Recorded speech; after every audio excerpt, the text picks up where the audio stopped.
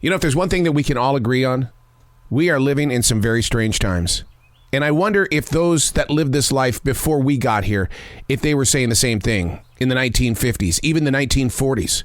My mother was born in 1923. Were her parents saying, we are living in some strange times. Man, strange. A lot of strange things taking place. When strange things happen, how do you turn it into a mile marker? Or do you just kind of just brush it off your shoulder? You just kind of just keep walking forward saying, all right, I'll recognize this as being a strange moment, but I'm not carrying it with me. Strange times. Well, if it's going to be strange times, then why don't we act strange? Why don't we just put our strange on and wear it well? Hey, it's Arrow. This is The Choice.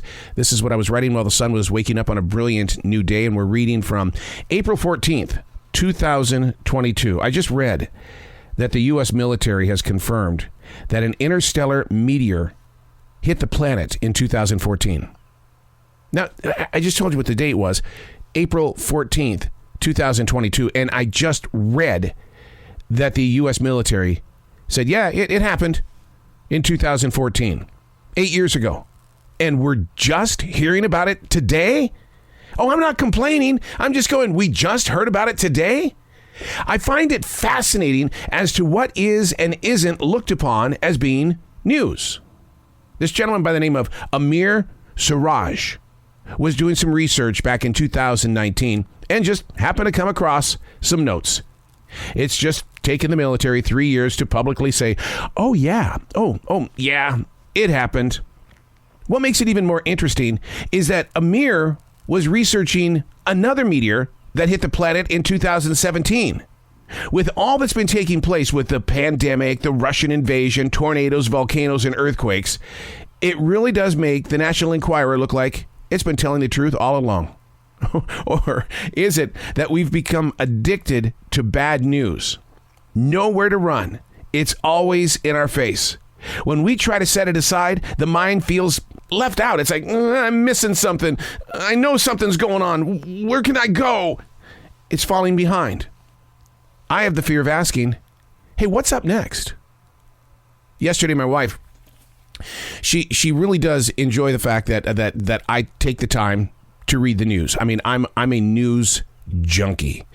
And she goes, I would like to start receiving some of these news stories. How do you get them? Now, it's not that my wife is behind. It's just that she has always done everything to keep the news world away from her life. And I've been kind of jealous of that. How do you stay away from news?